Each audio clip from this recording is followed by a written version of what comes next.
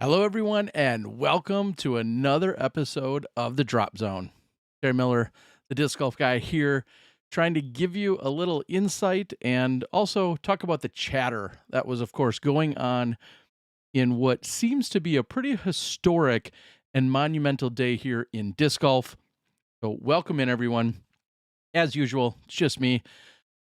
I'm going to be double checking that everything is good to go. Hope you guys are all well tonight. I know it's obviously pretty late for a good portion of the country, but sometimes that's when the news and all the happenings are taking place here in disc golf. So let me quickly make sure that everything sounds and looks all right. Let me pull up my nifty little chart here for you guys. And yeah, I see some of you guys are jumping on board. So good to see you guys.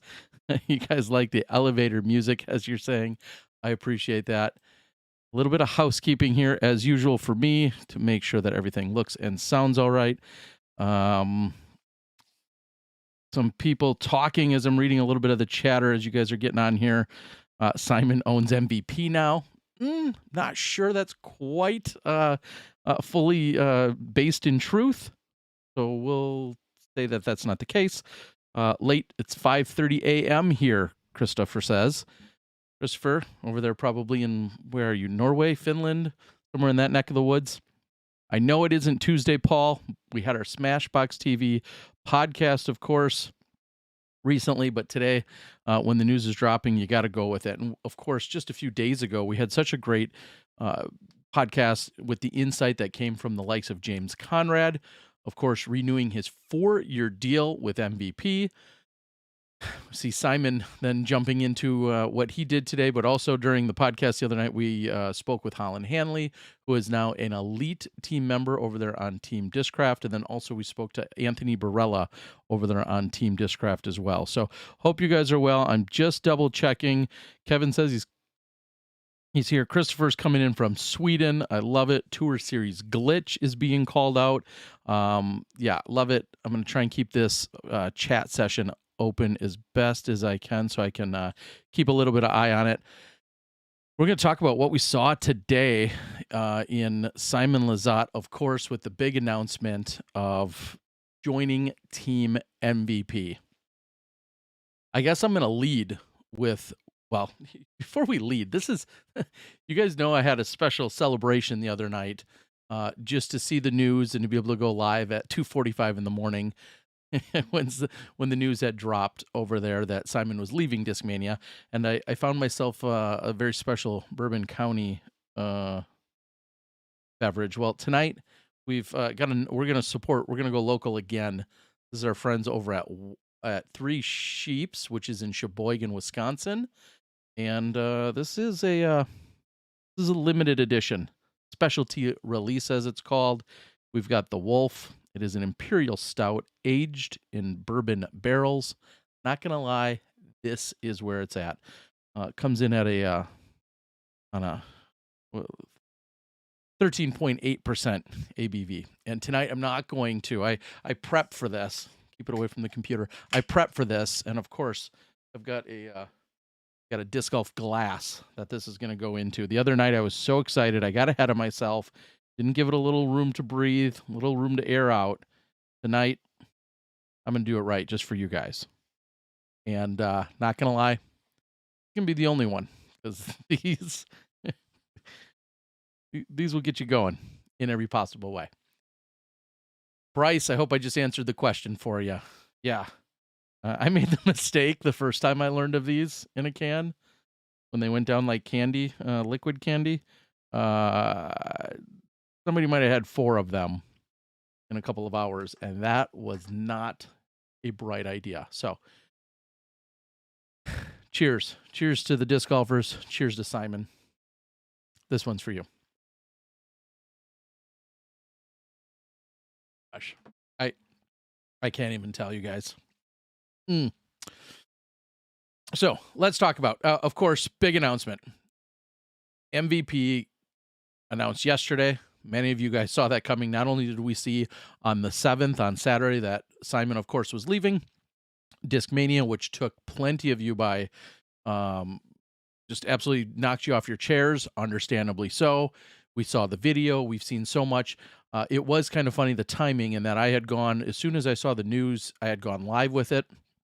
And it was just a couple hours. Then I went to bed at 3 or 4 or 5 in the morning. And then it was a couple hours later when Simon and the rest of the world operated at normal hours, and they had released not only a video from Discmania, but also then Simon releasing his video as well. Understandably, there was a little confusion. Of course, I hadn't seen the video. I didn't know anything about that video, which was very explanatory. And it kind of fell in line with a lot of what I had either heard and or expected. Things were very amicable. Simon said he did not find anything wrong whatsoever with Discmania, and that when it was all said and done, it was kind of an offer he couldn't refuse. And I think I'm going to add on to that, that part of that offer was the fact that there was something new. There was something unique, something fresh that he could then sink his teeth into, that he could go experience, that he could grow with. And the analogy I came up with later in the night, and maybe it's a very poor one, I don't know, but one of the things I was thinking about in listening to what Simon was saying, I know there's always that phrase that the grass seems greener on the other side. I don't necessarily think it was of that nature, that the grass was greener, that it was so much greater and grander and better over there necessarily.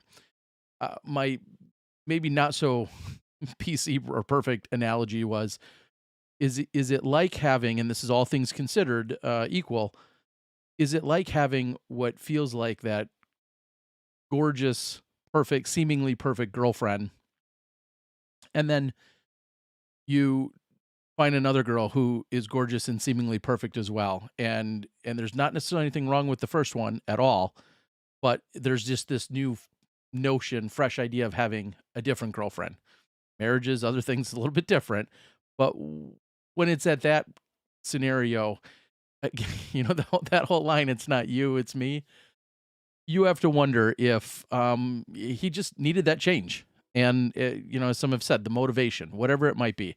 Now, I'm not going to say that money and other things didn't come into play. They clearly did, but it felt as if, and I feel like this is almost exactly what he said, if you lined up everything, you put everything in, we'll say, the Discmania column, and you put everything in the MVP column, let's just say they remained virtually equal in terms of offerings, in terms of, things that were going on. It feels as if he was suggesting and saying, no matter what, that new MVP column was fresh. It was different. And that's where it's at. That's how I very much interpret it and understand it. So, for whatever that's worth. Now, plenty of you Discmaniacs, especially, can disagree with that. I'm sure, as he said, you're heartbroken, you feel betrayed, you feel as if something's not right in the world. I can understand. I mean, as one of the most beloved people in our sport, he switches, and for some reason, it feels like a piece of you is going with him. I don't offer a whole lot of pro tips, but one would be, and I've said this for many years, you don't have to throw just one brand unless you're sponsored, unless somebody's willing to pay you money or give you some incredible incentives. We have this almost blind loyalty to our manufacturers, and to me, that's quite surprising. I understand you may like a manufacturer. I understand you have a preference. Somebody just does what you feel like is right. There's some people, though, who exclusively throw brands based on what somebody else is throwing, and your skills may not at all translate or correlate or be even in the same stratosphere, borrow a Discmania reference. Just not at all. I often say that about the in the bags, and I won't get on that soapbox right now. I've been all about not loving in the bags for many years because, let's face it, whatever Simon's throwing and the lines and the things he discussed today about how he's learning these new discs and what they're doing for him, they're not going to do that for you. You're not.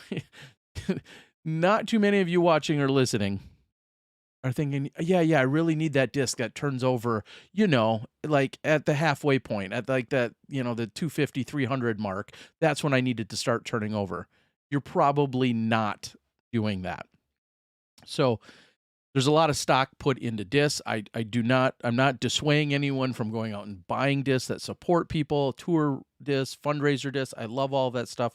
I love the concept. But at the end of the day, let's be real that Simon switching to MVP is not going to make him a 1090 golfer.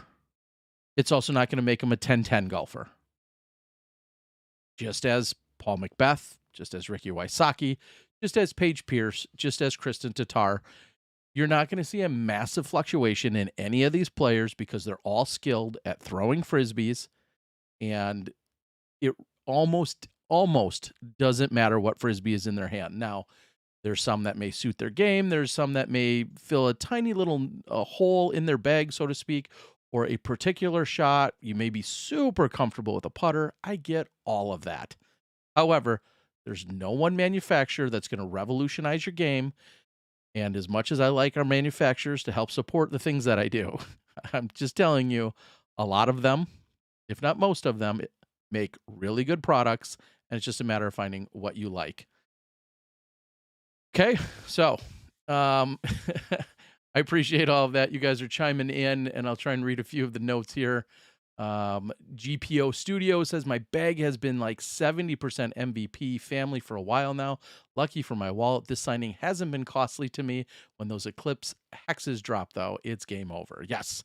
Let's talk about that quickly. One of the quick teases, and we're going to get to a few more details, but one of the quick teases that we saw out there was that there is going to be a disc that is immediately released that is tied to Simon.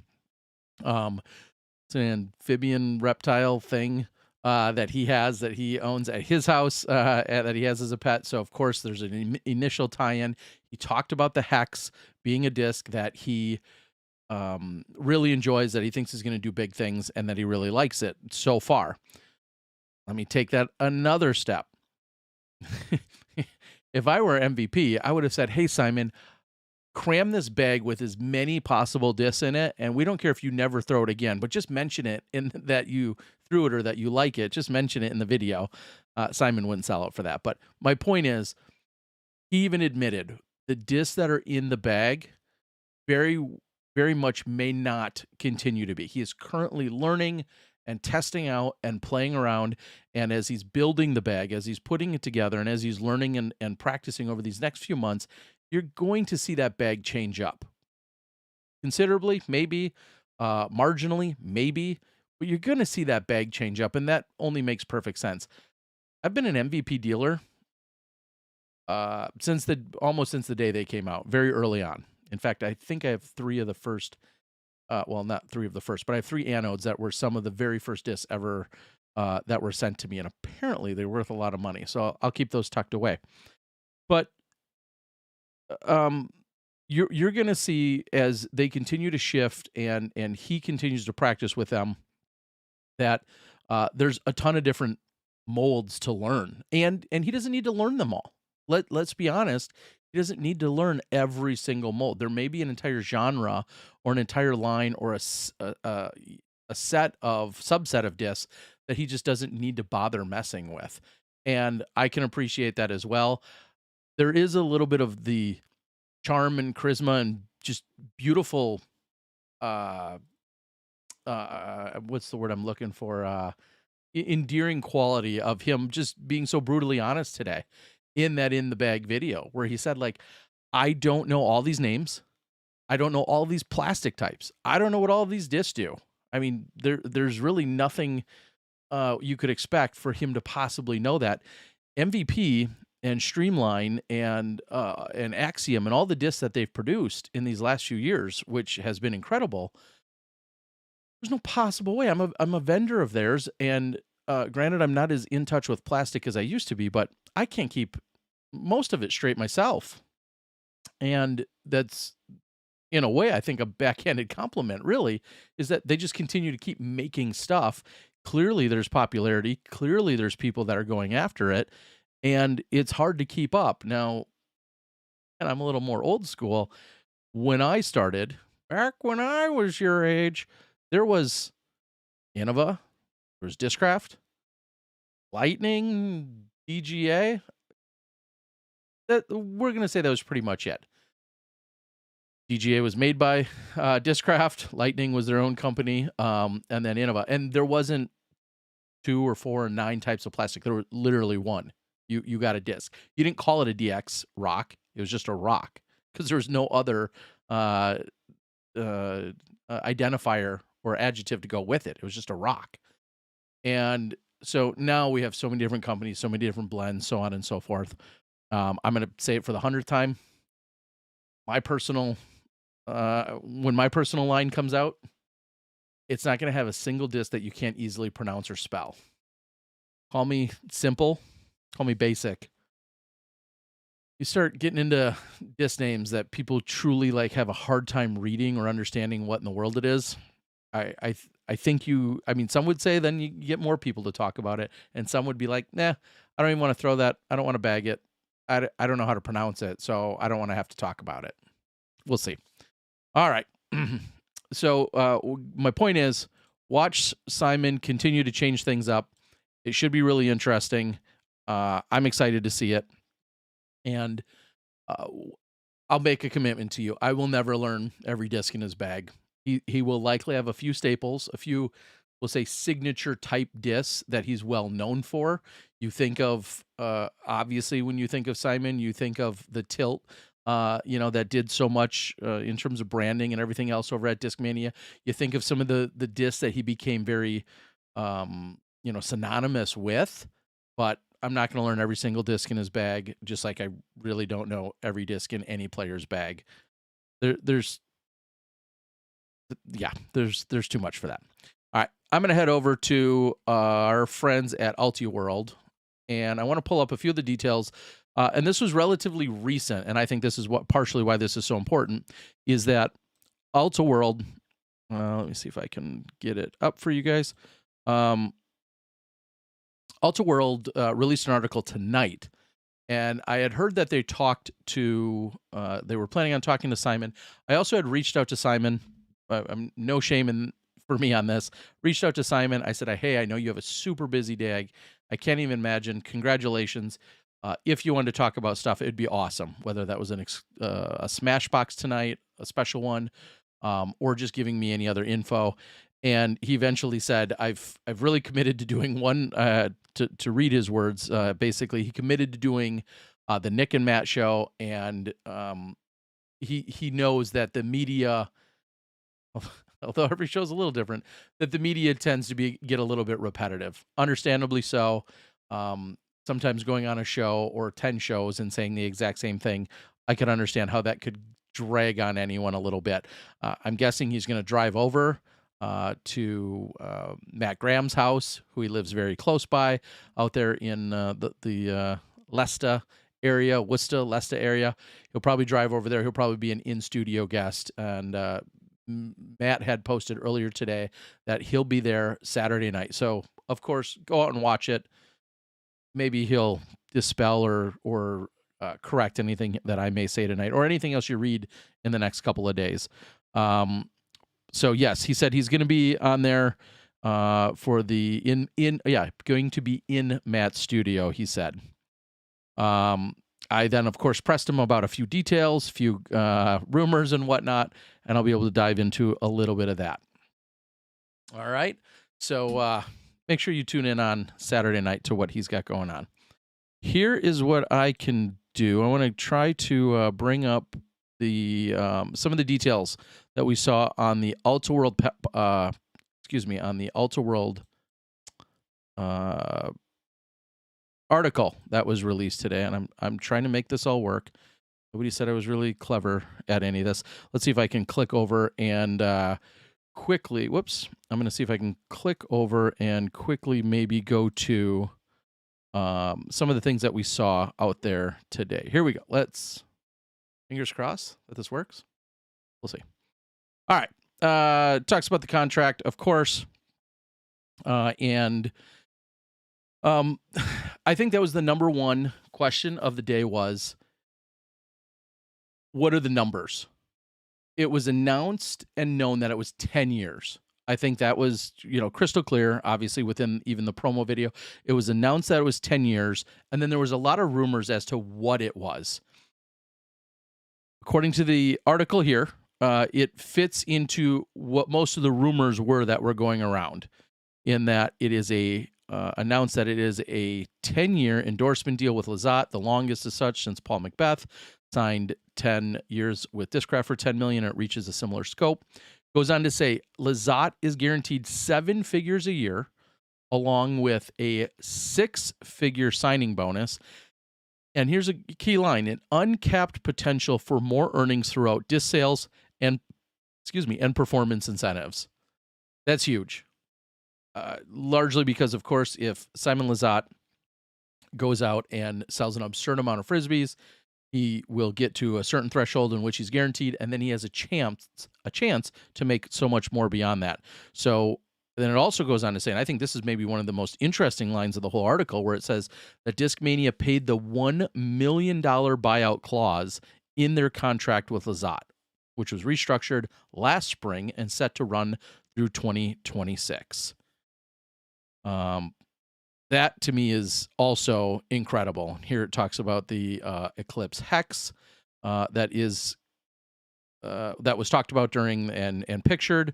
Also talked about how Lizotte was offered a 5-year deal and then also a 10-year deal, or they were at least talked about, and the negotiations continued from there, and that they're going to have a negotiation period after its halfway point, which is about 5 years. MVP said, quote, "We want this to be a lifelong thing. We want to be your family," said Lizotte. Awesome. Simon very much did talk about the idea that Discmania was where he was for his entire 20s, from the age of 20 to 30. They were, of course, him, Avery Jenkins, Eric Oakley, so many other people continued to be part of that. And to see him be, as he expected, to be with Discmania, what he thought would be his entire life, obviously turned out not to be the case, but being quite set up here. It goes on to talk about the year that he had and whatnot. Of course, a banner season. And another big telling line here, and this is kind of, again, what he said in his video, which was, quote, "Even if Discmania matched, I think I still would have made the switch," end quote. So that to me says so much, and Discmania may have done, and I'm guessing have done, nothing wrong. It just went to that new, fresh perspective. We scroll down, talks about the bag. We've kind of already just talked about that, how he's going to have a lineup, and then also any pressures he may or may not be feeling moving into next year, and how MVP essentially said, "Hey, we want you to be you. You just go do your thing." And really, I'll liken that for a moment. I would liken that to what we just heard from Holland Hanley. She was very clear on Tuesday night's Smashbox that she wants to play golf, and she wants to bet on herself, and she wants to prove herself as a golfer, and have that be the meat and the potatoes, so to speak, of her contract. Every player's a little different, but she wants to play the golf and then prove herself with the golf. And social media is secondary. Clinics, demonstrations, selling discs, selling other merchandise, secondary. That will come. That'll be part of it. And she knows that. And that's all in the contract. But the meat and the potatoes of her contract is her being able to play golf and to focus on her golf game. I think that's crucial, because that's different for every single player.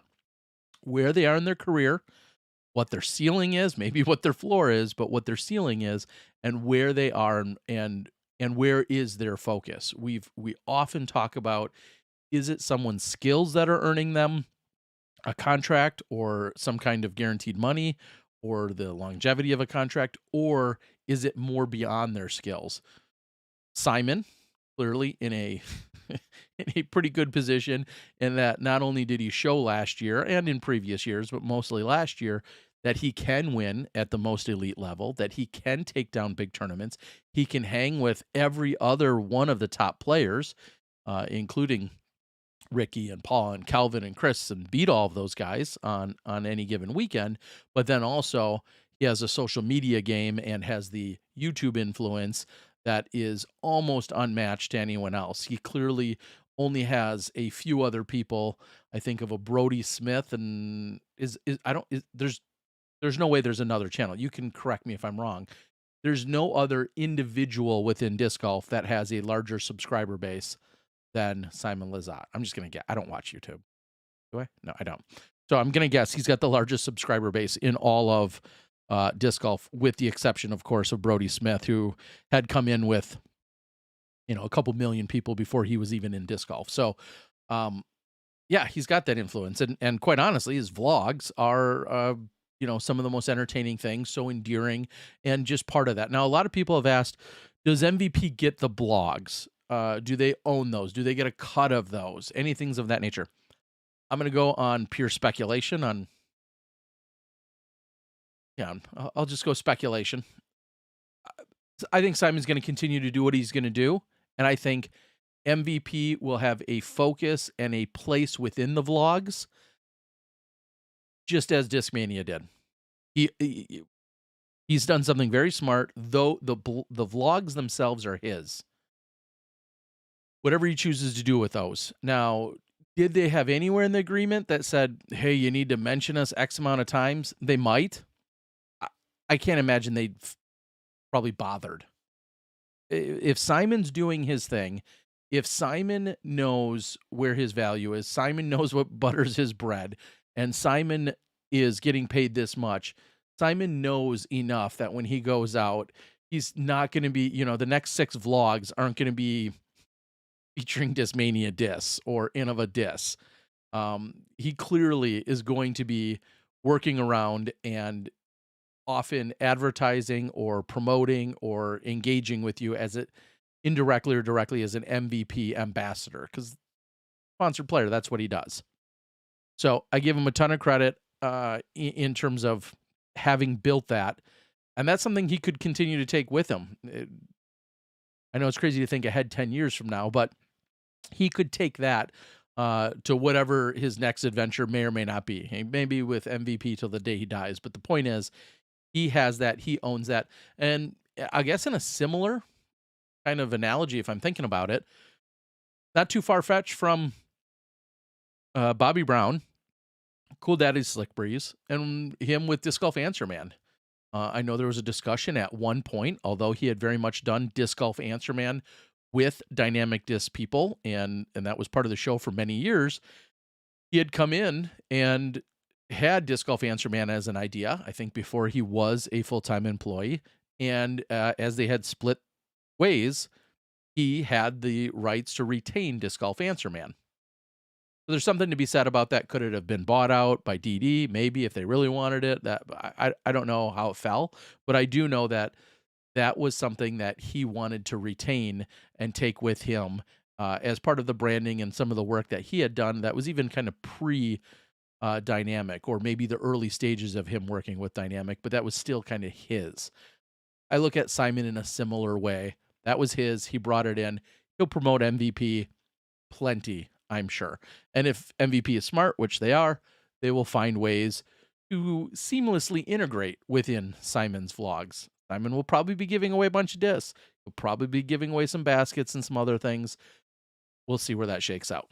Now, speaking of other things, Simon had a bag in his video. He had a grip bag. It, of course, was not the Simon Lizotte, Discmania, I forget the Wild Ape or Crazy Ape, whatever it was, bag that he had.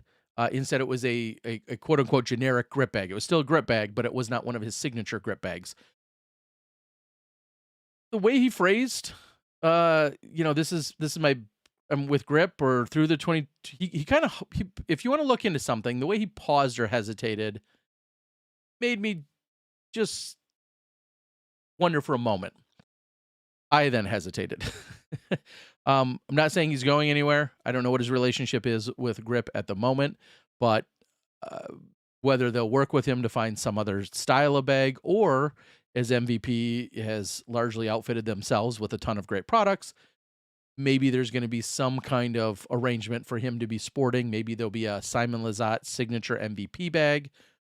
That could all be right there in the works. Can't speak to that. You would just have to think anytime you see someone getting paid that much money,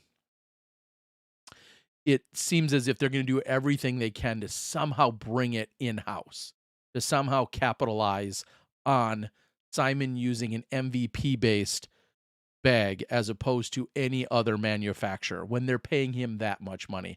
I guess similarly, again, I'll go back to Kona Panis.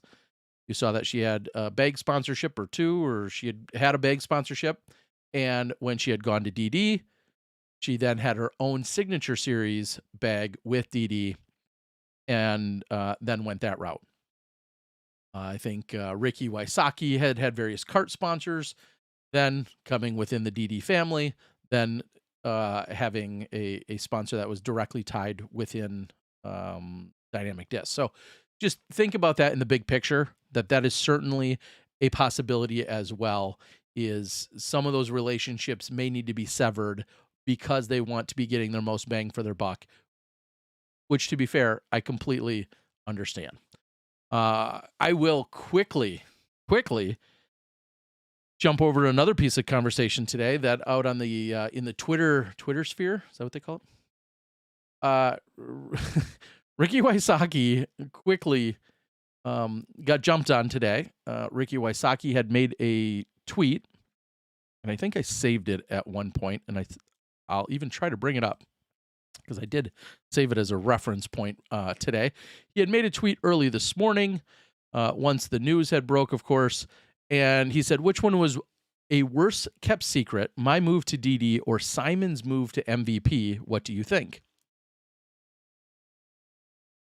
Here's what I'm going to say.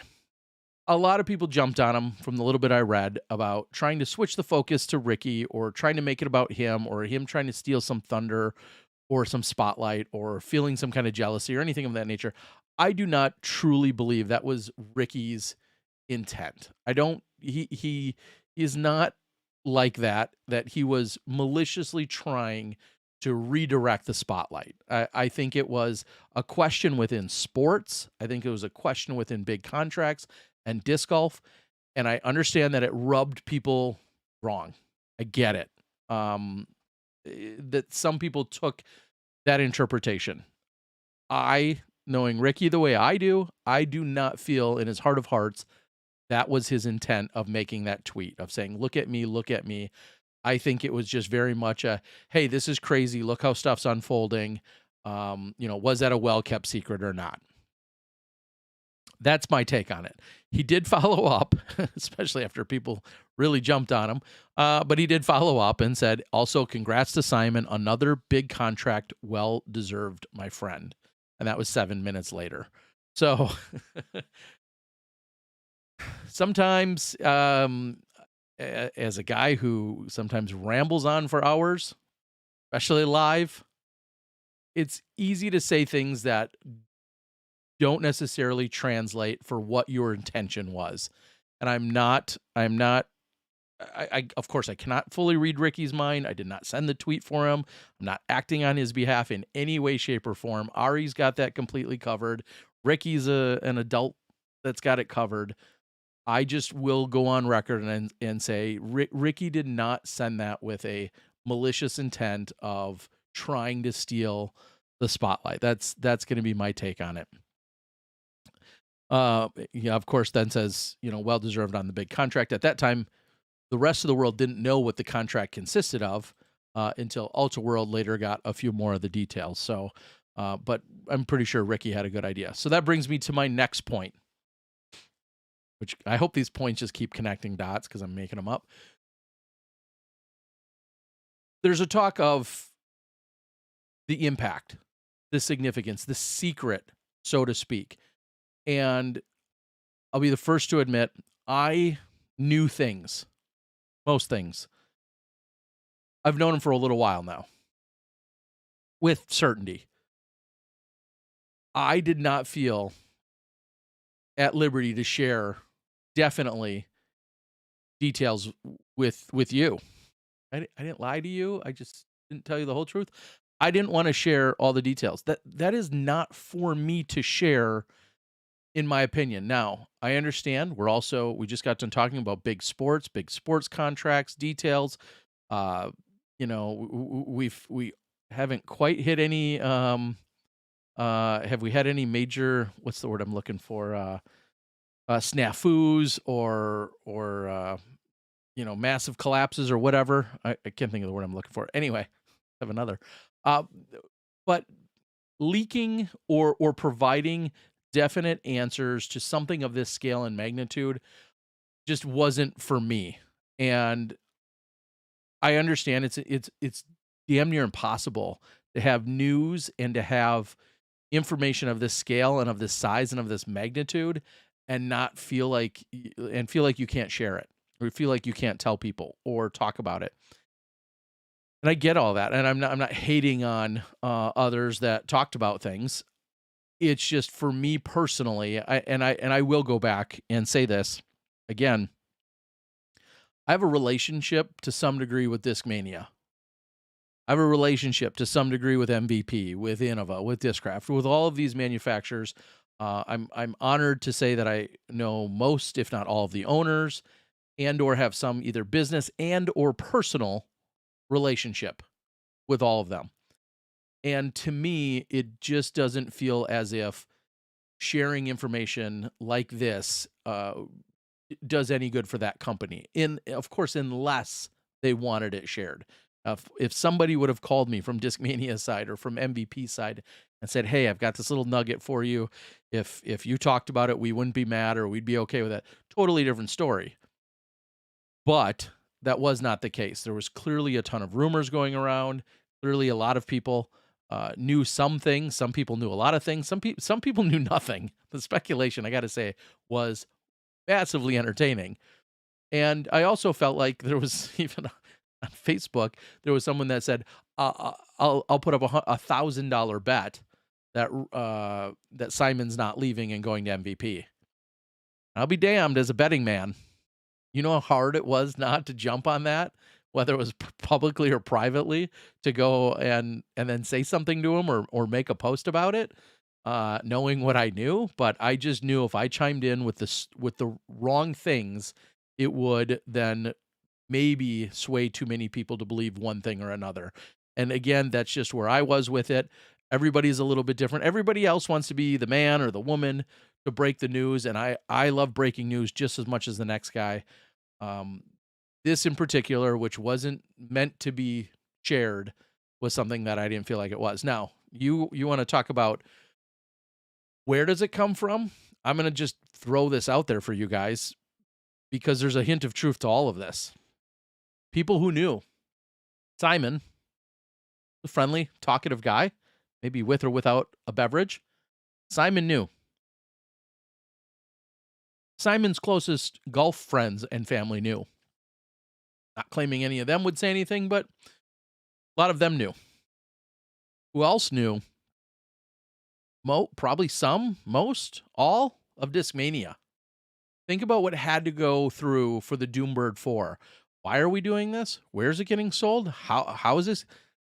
There's more than one person that made decisions at Discmania with regard to the Doombird 4. That's just one example I'm giving. Crush Boys, other things that maybe put on hold, on halt. Why? People are going to ask questions when things like that. Then you look at the MVP side of things. They're getting things ready. They've got people in the factory. They've got people stamping discs. They have people molding discs. Some are golfers, some aren't. And I'm not calling out anyone at all. But I'm just telling you, there are a lot of people in play here. And then you take it a step farther. You could talk about somebody's making merchandise.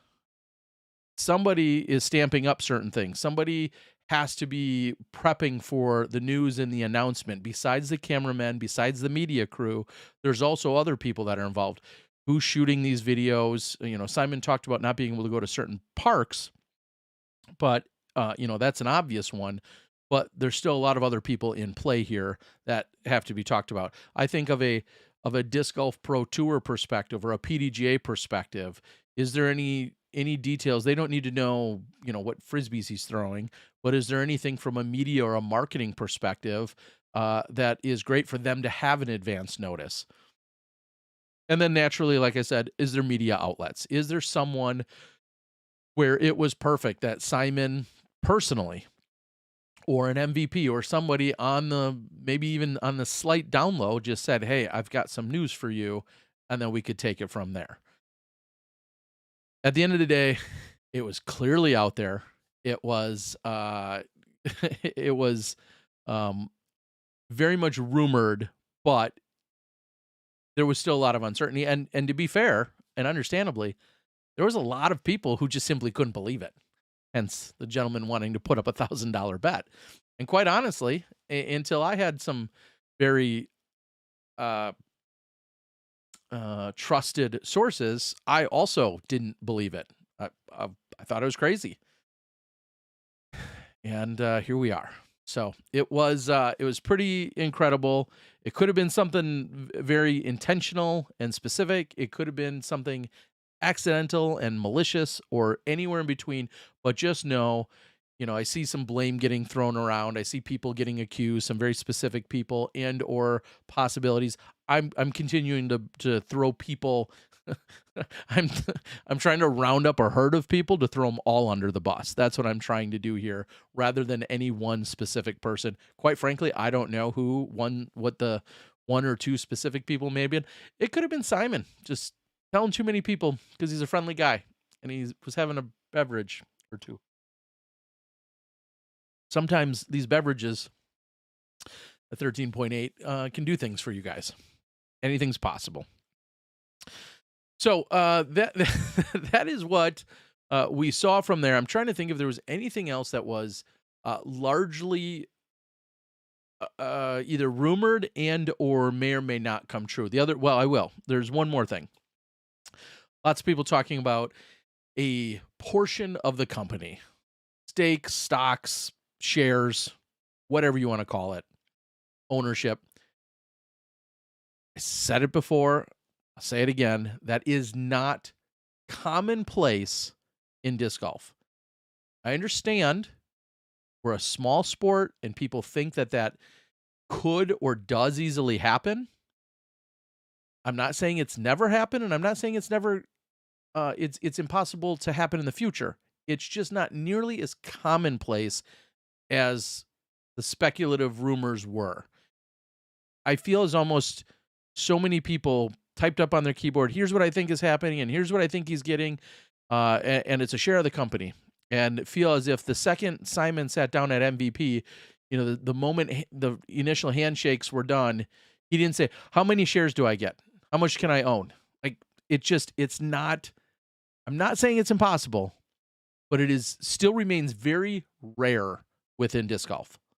So it's funny to me to see so many people instantly go to that as some form of negotiation. And it could be. I'm not saying it can't be. I'm not saying it won't be. But I can sit here and finish my beverage while you tell me all the people that all the active golfers that have shares in the company. I'd like to know what your list consists of, because I don't think it's as long as you think it is. So just keep that in mind. Now, Simon having a line of discs, possible. Simon having, maybe after he's done playing, having some other role within the company, sure, possible. All those things are, of course, possible.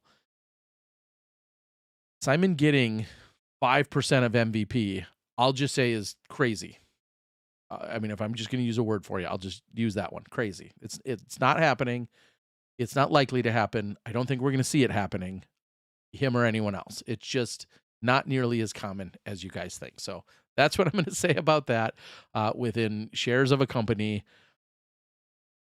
I don't know if other company, like if I was a professional bags player and I'm the best one in the world or one of the best, and I'm about to go sign with some other bags manufacturer or board or whatever.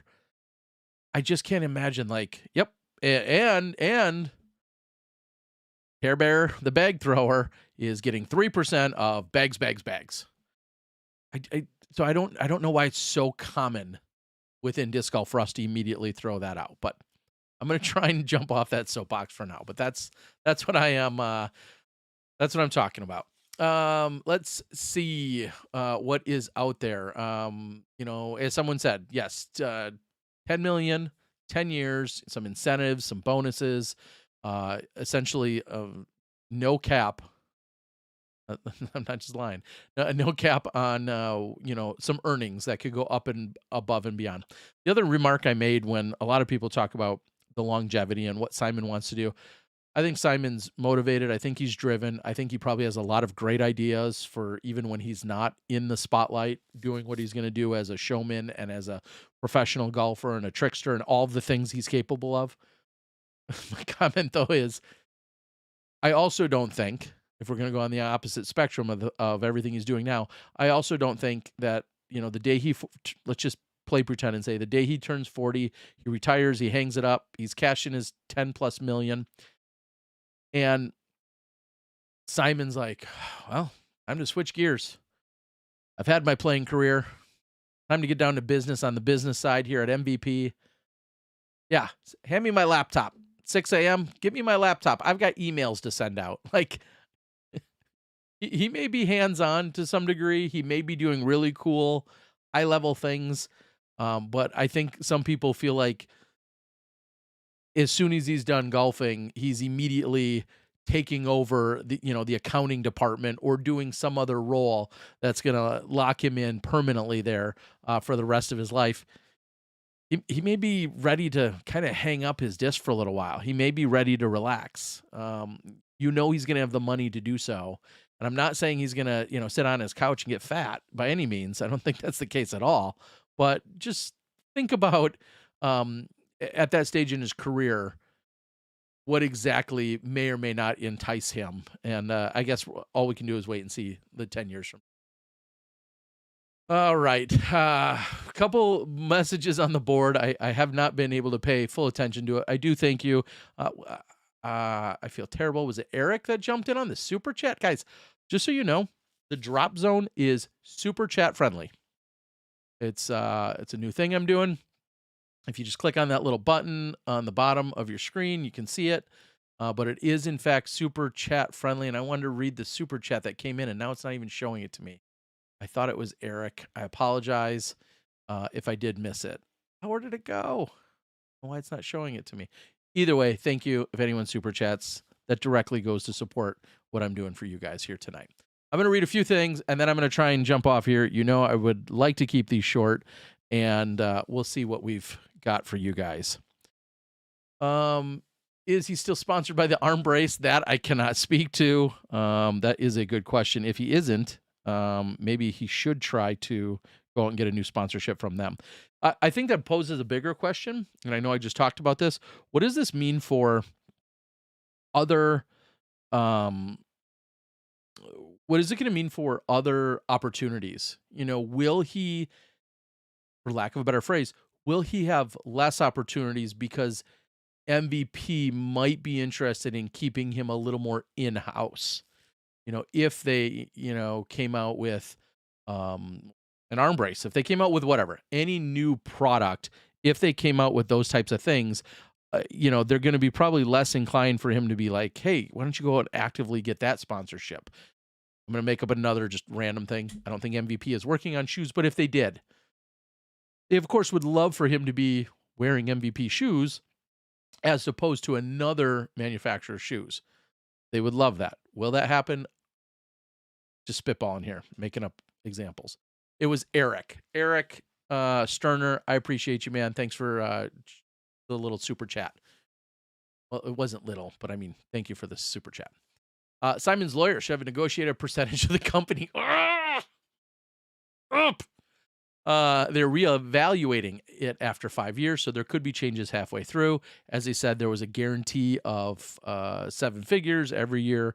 Like you said, great point is $1 million. I mean, if we're just going purely on inflation, $1 million 10 years from now is going to be worth less money than $1 million is right now. So we'll have to keep our eye on who's getting the better deal there. And will Simon and MVP be worth more? Will that $1 million be worth more? What is that going to look like in 10 years? As always, any contract to some degree is a gamble. And this does bring up another point. Some have asked, myself included, do contracts even matter anymore? We see some players that are seemingly within their contract, and then breaking it or out of their contract or onto a new company, even though we expected them to maintain right where they were. I think this somewhat answers it. If you have a good contract that is well written and enforceable, and everybody's upholding their ends of the bargain, clearly contracts matter. The article couldn't be any more clear about it, where it talked about they paid the $1 million contract buyout, which tells you everything you need to know. And I've heard of other contract buyouts within disc golf, more so as of late, because they are trying to do just that, have a little teeth, have that actually matter. Having a contract that seems either largely unenforceable or doesn't have enough significant repercussions or advantages to one or the other, what's the point? That I think that is a valid question at that point. Why are we doing this if this is just going to be broken and nothing's going to seemingly happen from it? Clearly, there is something to be said about these contracts actually mattering in this specific case. And I think you're going to see more of that. These contracts will matter. Buyouts, breaches, options, extensions, whatever, all of that is very much going to matter. Simon should have gotten all in Bitcoin. I think that's sound advice, but anything's possible. You guys talking about, there was a conversation within the article as well, talking about his percentage of streamline. I think it said they request that he doesn't throw more than 30% streamline. I don't know if that's going to be a big deal. Also, that they would like it if his putter was a gyro putter of sorts or had that technology. Net Daddy, you are the best. Thank you. How long and how much is Gannon Burr's Prodigy contract worth? I think his contract is through 2023. I believe it's through this season yet with Prodigy. That's what I had last heard. I'm sure our friends at Ultiworld could probably confirm or deny that, thanks to their great research. I believe it's through 2023. I do not know the value of it. I had heard that it is it is not overwhelming. It is not an overwhelming amount. That is the most I can say about that. Better for Eagle to get paid off if Simon left. Better for Eagle to get paid. Possibly. I mean, Eagle still clearly needs to perform, and clearly we'll see if Eagle, quote unquote, picks up any slack. I mean, Eagle clearly the single best player now, unequivocally, I think, on the team. But they had, a pickup in Gavin Babcock. They have Kyle Klein. They have Colton Montgomery. Who's to say where any of these players maybe step up and shine? Maybe you feel like, they feel like, hey, this is my time to really shine and be more in the conversation over there at Discmania. Obviously, Nicholas Antala, we saw what he was capable of last year, just at 20 years old. It's pretty exciting to see. So I'm not sure what the contract looks like, though, to answer your question, Net Daddy. I heard Simon's baby owns 1% of MVP when he turned 16. Yes, I heard that as well. In fact, I heard that his baby actually becomes a manager of some department over there. Eagle is the man at Discmania. He will make a good deal more if he wins this upcoming season. Robert says, can you see my comments? I sure do. Tom Julio, I love you, man. It's been way too long. I think you're still in Michigan. I'm not fully doxing you. But I hope you're well. What do you think Simon's move means for Eagle? As always, thank you for the content, Terry. What do I think his move means for Eagle? I said this the other night. They're friends. They're going to remain friends. They're going to travel and be at the tournaments together. I think Eagle said it somewhere on social media recently. These people are all friends. If you were friends before any given shirt was put on your back from any team, you're going to be friends after that shirt switches, or your friendship maybe wasn't that solid in the first place. So they're going to remain friends. They're still going to travel together at a few of events. Eagle, and they both look how they've both grown in their own ways just in the last few years. Simon not only marrying Natalia and having now almost a 1-year-old, and Eagle having a now long-term girlfriend. I'm going to call it as of now long-term girlfriend in his relationship. So, yeah, does their travel look the same as it did 6 years ago? Absolutely not. But you're still going to see them hanging out. They're still going to be friends, and that's going to be said of everyone for all of them. Disc Mania showed their hand with the counter offer to Simon. Eagle needs to renegotiate. We don't know that. And I will say this. I feel as if, and I've said this a number of times, and they don't pay me to say this, I feel as every time someone leaves a manufacturer, I feel as if immediately we make the villain out of the manufacturer. Oh my God, I don't believe they wouldn't pay him whatever they wanted. They're worth so much. This is of so many players. You don't know that. And I say that because you don't know that the player didn't come to them and demand, their current pricing times 2 or times 3. Or they're just asking for the world in their sponsorship. And somebody's just got to be like, we like you. You were great. But you're not that great. Or you don't do that for us. And I have somehow we have to remove this stigma. And again, none of the manufacturers pay me to say this, but knowing some of the manufacturers, knowing some of the contracts that get presented and or accepted or shot down, some of these players I do think are crazy. Asking for absurd things when I don't personally see their that value or worth out of it. And I don't even matter. It's obviously what the manufacturer does. This all comes down to ROI. You can't sponsor everybody just because you like them or just because they're your friend. There has to be some form of ROI, and I feel like all the time, and this is not just Discmania, of course, I feel like every single company out there at some point gets bashed unfairly for somehow not retaining a person. And sometimes it's just so wildly off and crazy. I think about how I'd laugh at some of these players that make some of the demands that they do. We don't know the whole story, and the whole story likely will never come out for most of them. But just realize, just because someone leaves does not mean it's the manufacturer necessarily. It could. They could have said, hey, I had as good or a better year than last year. I want to do this. And the manufacturer's like, yeah, we're still cutting budget. And sorry, you're on the short end of that. That is absolutely possible as well. Absolutely.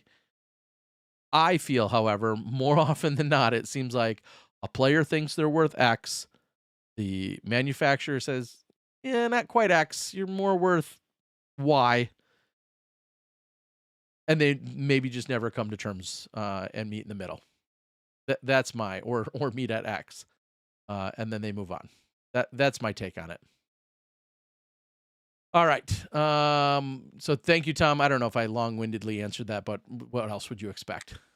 Terry, are you drinking Willettes by Lagunitas? No. Whatever that is. I'm going to give a quick shout out. They do not sponsor. This is not a sponsored ad. However, this is top 5 beverages in my life. This is Three Sheeps, which is a brewery up in Sheboygan, Wisconsin, the home of Barry Schultz. And this is a very special run called Wolf.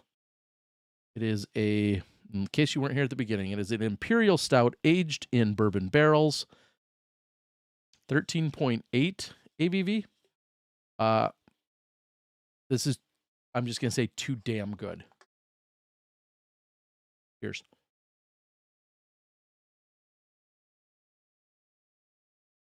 Stop me.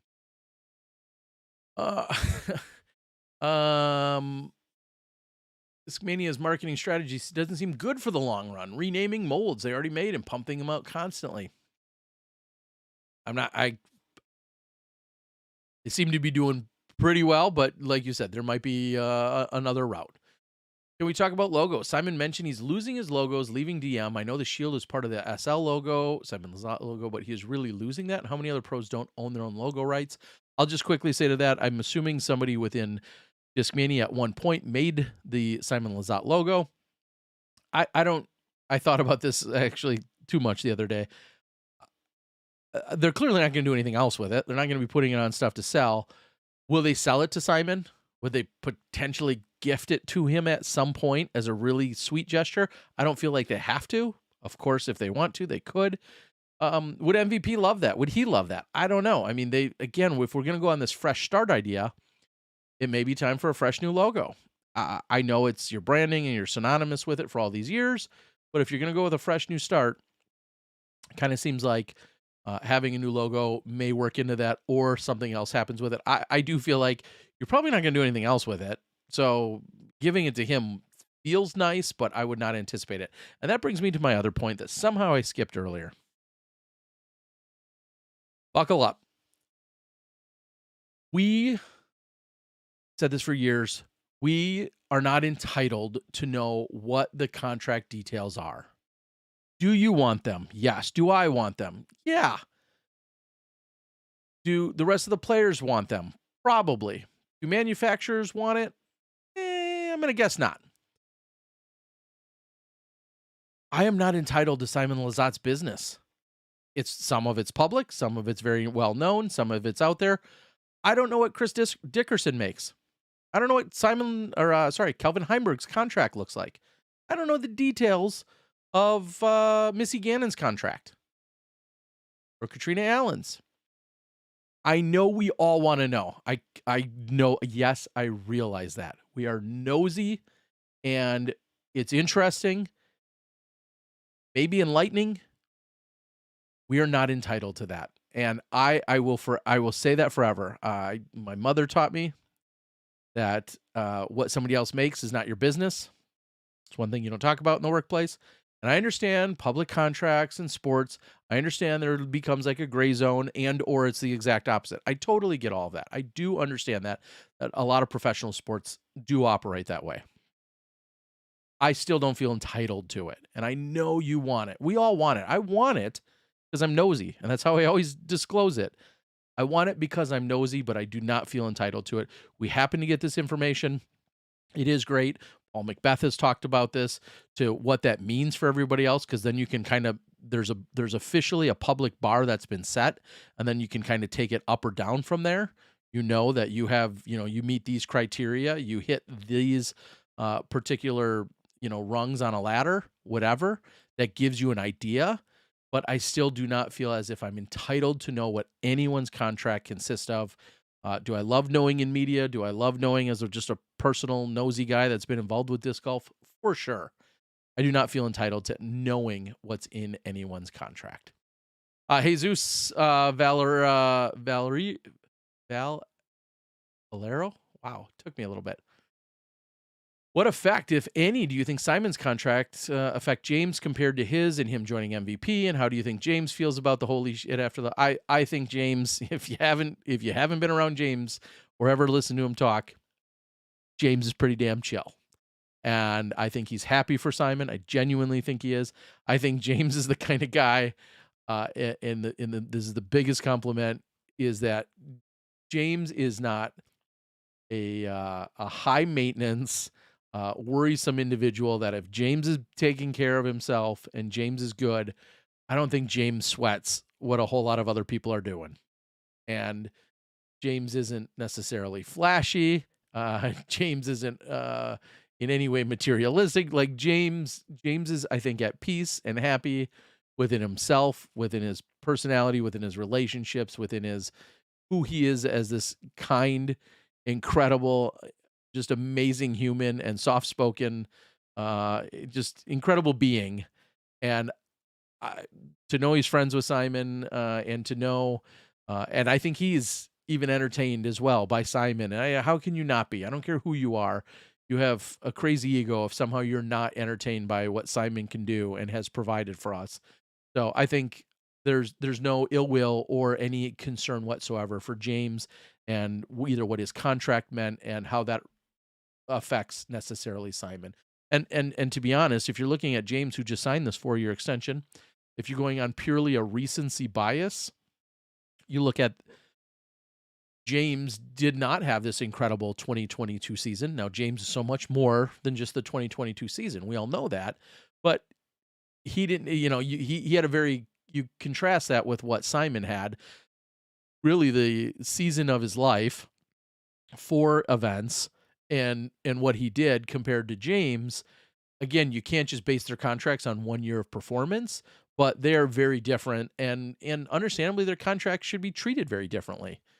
The media presence and everything that Simon does is in my opinion on the opposite spectrum in terms of James. James wants to make sure that he's taken care of so he can play golf and he can fulfill his obligations or responsibilities, and he's going to do it as the kindest, gentlest human, just like Simon will, but he'll do it in a very different fashion, and I don't think there's anything wrong with that. And I got to love MVP for recognizing that. That proves to me that MVP is not one track and is not just focused on one personality trait or individual. Sneeze time. I don't have a mute button. Excuse me. I'm gonna have to implement a mute button. I know this candle is doing it for me. All right. Keep scrolling. And why wasn't AB announcement better? Why wasn't Paige Shoe announced yet? Can't speak to either of those. James got a pay raise too, judging by his 650 tour rig. Yes, James is now going to be in a shuttle bus of sorts that they're completely converting. I'm excited as heck to see what that looks like. What do you think is the meatiest thing Eagle has eaten since he quit being a vegan? I have no idea. That's an awkward question, even for me. I don't know. I'm sure he's eating steaks and other meaty substances. Aaron Hewitt chimes in with a super chat. Aaron, I appreciate the heck out of you. Is Casey White the new third crush boy? I mean, define crush boy. And do you need 3? For the longest time it was 2. Excuse me. For the longest time it was 2. And then Kyle Klein kind of just wedged his way in there, understandably. Gavin Babcock doesn't exactly throw short. What defines a crush boy? Is it just the pure throwing? Is it anything to do with your actual physique and style? I don't know. I mean, Casey may throw far. He's not on the level of Eagle or Simon. Not that many people are. Simon is better than James. MVP knows it. Well, I mean, they're better in different ways. Can Simon sell 1 million glitches in a year? 3 million? Yeah. Why not? I could see that. Davis says, I could literally listen to Terry talk and drink beer forever and not get bored. Davis, I'm going to cheers to that and say thank you. I've already extended way past my limit tonight. And I apologize if the internet is not as solid as it should be. I appreciate that, Davis. All right, let's come on. As soon as I get caught up, we're out. Am I really only one of 400 watching to give Terry a $5 super chat? Eric.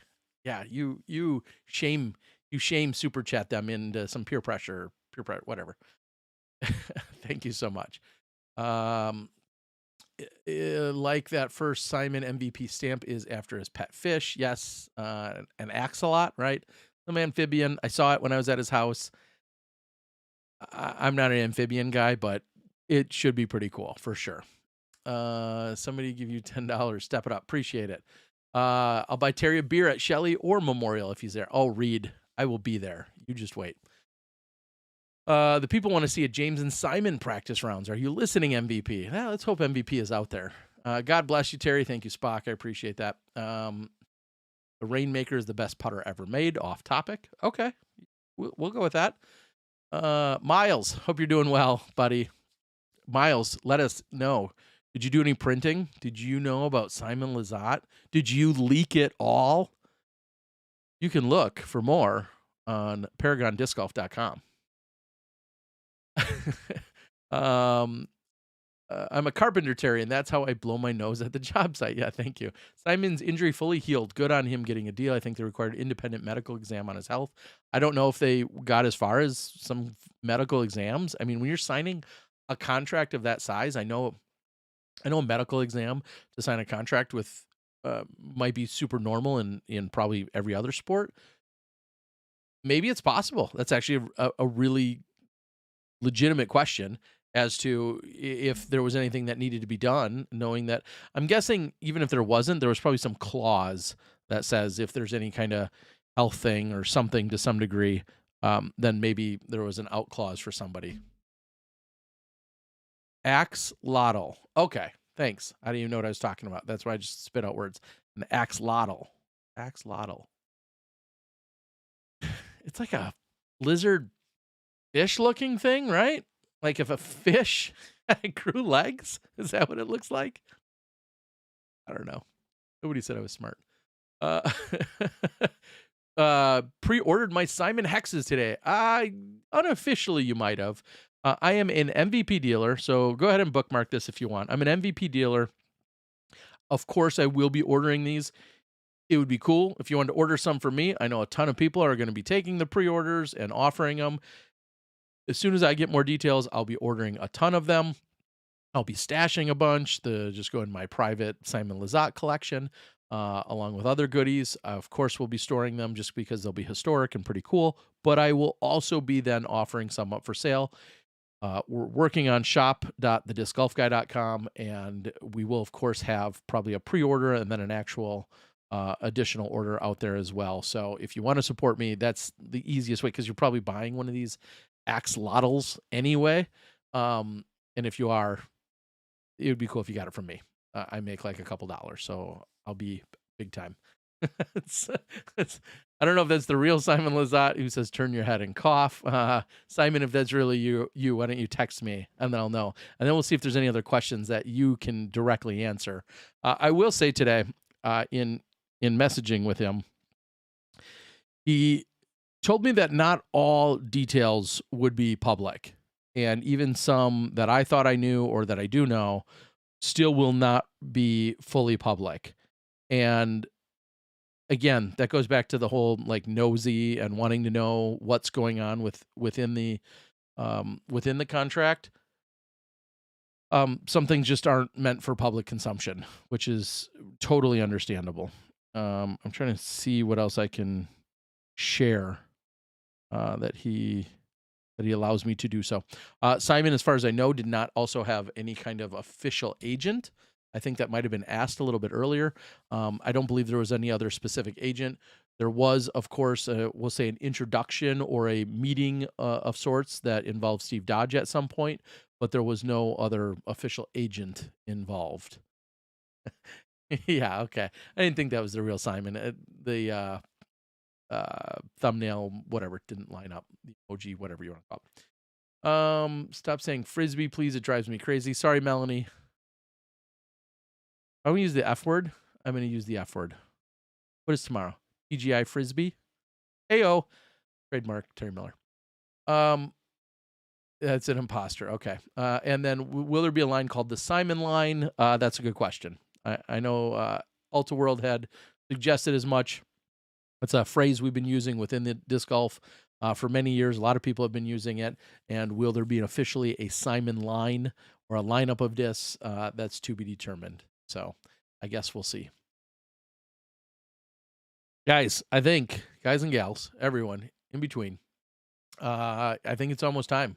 Mark asked, Terry, what is the chance we could get you back to Honey Bear in Indiana? I want revenge on that course. That course is old and iconic and legendary within Indiana. I showed up and played there a few years ago, played terribly, and I would love my revenge. Unfortunately, we're about to gear up for an insane run of the next 60,000 weeks of coverage and work. So I don't see that happening. Jesus Valero, thank you so much. And if you do want me to read your comment, that's the best way to get my attention, is when you bribe me with money. He says, Terry, what's going to happen to all the OG videotaping tournaments YouTubers since DGN owns it? What? DGN owns what? There's certain things they own. There's certain things they don't own. They don't own anything on my channel, or a lot of the individual channels.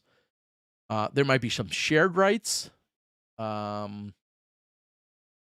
live broadcasts, of course, that were put onto DGN or DGNs, but I'd have to know more exactly what you're asking about. But nonetheless, yeah, if you have something on your channel, your own channel, it's probably secure and there. Speaking of my channel, I've got 1, 2, 3, like 20 events. No, I have at least 4 or 5 events that are ready to be released or close to being released that are still from 2022. And there's going to be about 4 or 5 or 6 events that are going to be filmed in the next 6 or 7 or 8 weeks that are going to be released on my channel. if you're a Patreon subscriber or anyone that supports me, like, share, subscribe, do all the YouTube things. But thank you so much. You're going to see a ton of content continue to be released. Miles says, I have a question is, would he be able to throw Thought Space or Mint? Ooh, no, I'm guessing not. Again, this is nothing more than a guess. I know that MVP makes Thought Space discs. I know that they make Mint discs. I don't believe. Here's what I'll say to it. Not only do I not think, here's why. It would be kind of dumb for them to allow him to go throw some of these other brands when, even though they do make them, and I understand that's been somewhat of the protocol throughout the last forever. I get all of that, but it feels like when you're paying him that much money, I would think you'd want him representing exclusively your direct brands. I think of Streamline, I think of Axiom, and I think of the regular MVP stuff. I just don't see. I don't see allowing that. I could be wrong. I was wrong one other time. The internet told me, but I can't see them going for that. As others have said, he's allowed to throw MVP, Axiom, and Streamline. It's a good question, and I think in previous years, in scenarios, that would be even a more valid question. However, when we're talking about this kind of money, I think they'd be silly to allow him. Disc Golf Guy is the best reporter in the business. I wouldn't go that far, Jay, but I do appreciate. I don't do any real work. Like people like like Ultiworld go and like write stuff and call people and do real work. There's a lot of other great people that do a lot of good things. I just happen to know a few things here and there. Will you film the battle at Bedford this year in Lynchburg to preview Worlds? I'm not scheduled to do so. Anything's possible, but I'm not scheduled to do so. I've been watching some old Disc Golf Guy 2017 content. Good stuff. Well, you got all the way to 2000 to go back to, so get on your horse. Disc Golf Guy channel's just turned 13 years old. Jerem, I don't know if you're trying to super chat, but didn't work by what you did, but I do appreciate the effort. Spock says, Terry gives great interviews, especially in the last 3 to 4 years. Thank you. Spock, were you once telling me I was terrible? I feel like you did once. Maybe a couple times. But either way, I appreciate if I've won you over, I'll take it. I'm the guy who's switching to MVP because of Simon. My wife and I watch him several times a week. I've been throwing a mixed bag, mostly Latitude. All right, Dan. I don't think it's necessary, but if you feel like you want to support him and the company, go for it. I do wish you the best of luck. Thought Space, 100% Thought Space will work with MVP and Simon, at least for artwork. Maybe. Thought Space would love it, of course. Let's be very clear. They, of course, would love to take that and ride with it. I don't know that that's going to happen, though. I would be surprised. I know I wouldn't let him do it. I mean, if I'm just being honest, why would you pay him so much money to have him throwing and representing another brand that is not your brand? That, to me, now, if you were paying him 20 grand a year or 5 grand or 22 grand, maybe, and or he was getting a kickback from them, maybe, but you're paying him $1 million a year. I don't know why you'd want him ever throwing somebody else's product that's not directly yours, that's directly affecting your bottom line. Yeah, of course he said a disc feels good in his hand. What effing review doesn't, right? Oh my gosh. You know what? It feels good. Shit, I should give this away. Hey, let's do it. Here it is. I just thought of this. I tried to autograph this. It didn't take well because there was something on it. Sorry, MVP and Simon, but this is an FD. A metal flake FD. The marker didn't take well as I tried to sign it for someone else, and it's got my autograph and my logo. Let's give this away. Anyone that has super chatted or at all tonight, for every single dollar you've super chatted, you get 1 raffle ticket. So if you've super chatted 3 times at $5 a piece, you have 15 tickets, 15 chances. And if you super chatted $2, you've got, or $1.99, I'll round that up to $2. Just thought of this. It's perfectly imperfect because it didn't take real well, but it's my signature along with hashtag the Disc Golf Guy. This is a metal flake FD. MVP, you can still sponsor this video tonight, but let's give this away. Okay. Let's do it now. By the time I close out of the stream, anyone that has super chatted is eligible for that. If you're watching this days later, you missed out. Other brands, Simon, less marketing. You're the man now, dog. I appreciate that, Spock. So it sounds like he maybe came around. Jesus Valero, thank you again for the super chat. Says DGN, of course, goes live, but now all like Jomez, Gatekeeper, etc., probably do get some of the entire coverage, but have been releasing months later. I'm not sure what exactly you're referencing. I'm not sure exactly how you're arriving at that. They get some of they cover their card, and they may or may not have some bonus stuff to follow. But within their agreement, they can release, and that is their footage to release on their channels. And maybe I'm just missing what you're asking, but yeah. Excuse me. Dibs. Ooh, other companies just got their disc made by MVP. Sorry, let me see if I can scroll down. Guys, I'm trying to close this out. And I could sit and talk to you for hours, but I shouldn't. FD is my thing, Flo Breeze says. Well, thank you. Good. Well, I've got an FD that you could win. Shoot, don't have the money. Sorry, Gideon. I'll have a free one next time. No PDGA next to your name. No, I'm PDGA 10738.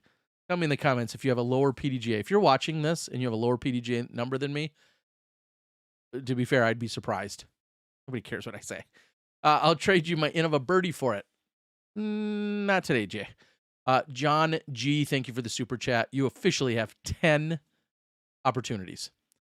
I just found you tonight. Really informative. I just got the bell. Getting an MVP mystery box tomorrow from our local store. They have 3 boxes left. Love to see it, Dan. Thank you. Honestly, thanks for joining. Gideon MVP saw more discs in 2021 than they did in the 11 years combined. Wait, do we know a ballpark of how much he's getting? John, if you're talking about Simon, we're talking about $1 million a year guaranteed for the next 10 years. It could turn out to be 1.2, 1.6, 1.8. It could be $2 million per year once you add in bonuses, incentives, and sales. But he's guaranteed $1 million a year. And I'm gonna here. If you've stuck with me this long, I'm officially going to throw a wrench into the what do we call this? The rumor mill. Wrench isn't the right word, but I'm going to throw this into the rumor mill. Someone told me, that was not Simon Lizotte, so it's unconfirmed, and Simon wouldn't answer me. Someone told me there was an offering that may have involved a new vehicle and or possibly relocating. Cannot confirm or deny that. Simon wouldn't confirm or deny that with me, but that may be part of the incentives and a signing bonus that was mentioned in the article. Now, if they give him an extra $500,000 for signing and then he goes and buys a new car and buys a new house, is that the same? Yes, kind of, sort of. We could be splitting hairs at that point, but I'm just going to say that there was some of that rumor was thrown around. John G, thank you, buddy. Billy Ashton out of Minnesota, who's an incredible photographer. Billy, I hope you're well. PDGA 2747, which means, Billy, you probably signed up sometime in the early 80s, if I had to guess. Simon Lizotte, yes, 8332. That doesn't count. And if you don't know already, Simon only has such a low number, partially because they reserved 8,000 to 9,000 for international players. So that was not because Simon signed up so incredibly early. They reserved that string of numbers, or that set of numbers, from 8,000 to 9,000 for any international players. And then at that point, once they got all the way through those, they no longer continued to reserve them. So I'm guessing that I technically was probably signed up. Well, I know I was. I had to have been. My number's 10738. I signed up in 95, 96, high school time. And Simon's 8332, and I'm 14 years older than Simon, so I definitely was signed up before Simon was, even though he has a slightly lower number than me. But they no longer, obviously, they reserve those set of numbers, and then that was it after that. So anyone else international, it falls in line with everybody else. Little tidbit some of you didn't know, probably. If Simon doesn't bag anything higher than a 10 speed, what impact do you think it could have on disc choice for new players? Well, he will. beg something, I'm sure, higher. But hopefully, yeah, people will learn control is more important than distance. Was this a sneaky move by MVP, or were other companies like Discraft, Lone Star, et cetera, trying to? I think a lot of people would be willing to throw an offer at Simon. I just think it was a matter of it had to be an absurdly great offer that he could see aligning himself with. And he kind of talked about it. He wasn't out there necessarily looking for anything. It just happened to be an offer, be a conversation. And the more he heard, the more he was intrigued by it.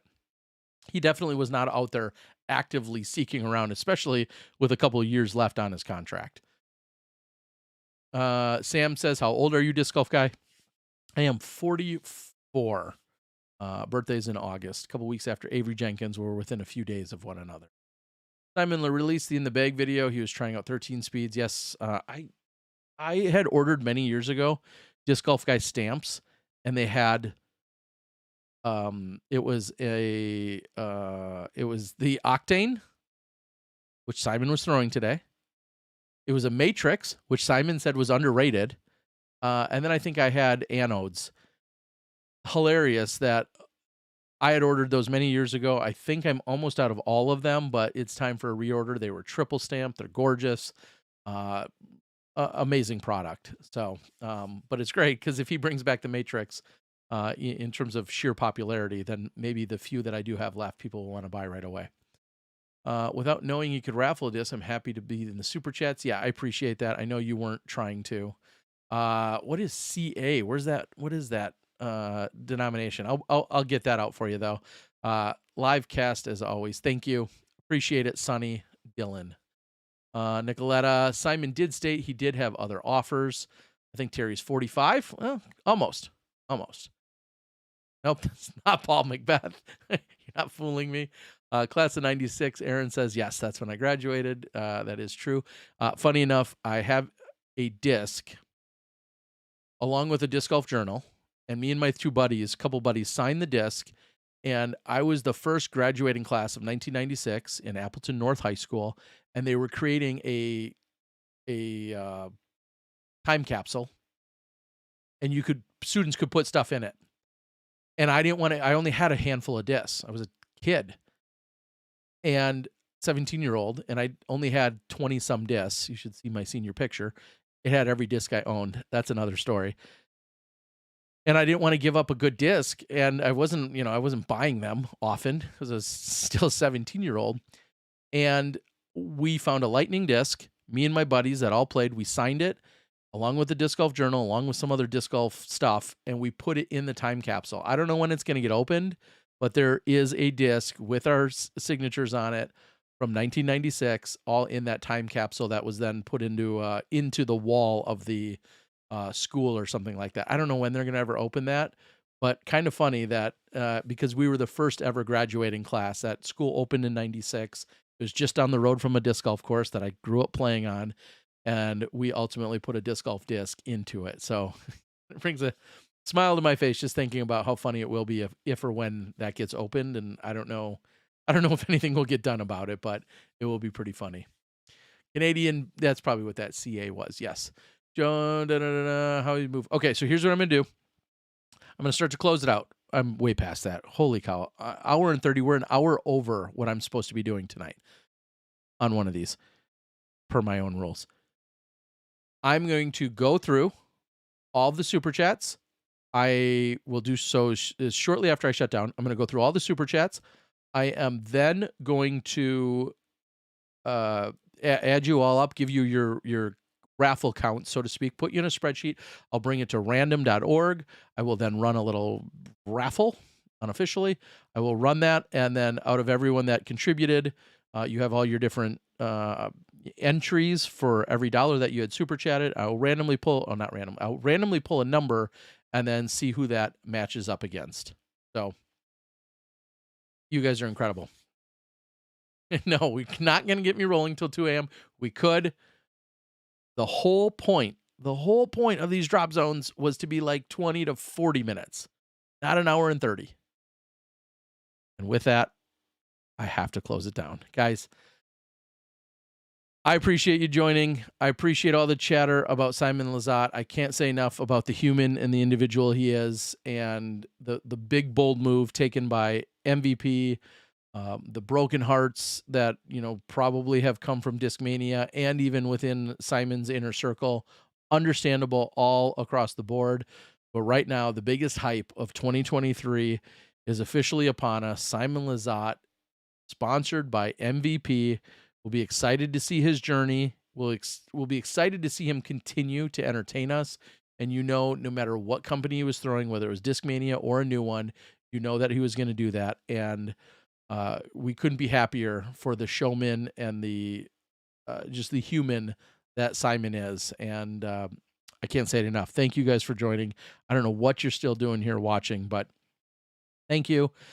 I'm going to close things out. I don't know what I got to do. I think I got to click on this button. And when I do, you're going to hear the ending music and we're going to shut it down. We'll see you for another Drop Zone, probably coming, I don't know, whenever there's some more news. I'll jump on here, talk to you guys about what's happening in disc golf. If you don't see me before next Tuesday, we'll have a Tuesday night show on Smashbox TV. And next week, about this time, I'm going to be in Arizona giving you some Shelly Sharp coverage. If you want to jump on and support that in any capacity, reach out to me. I'll be glad to help you out and work with you. For all of the super chatters, for each and every one of you that chimed in any capacity tonight, even if you didn't say something nice, I'll take it. I appreciate you being here. Best of luck to Simon Lizotte. Best of luck to MVP. And for that, I'm Terry Miller, the Disc Golf Guy, and I'll see you guys next time from the fairway.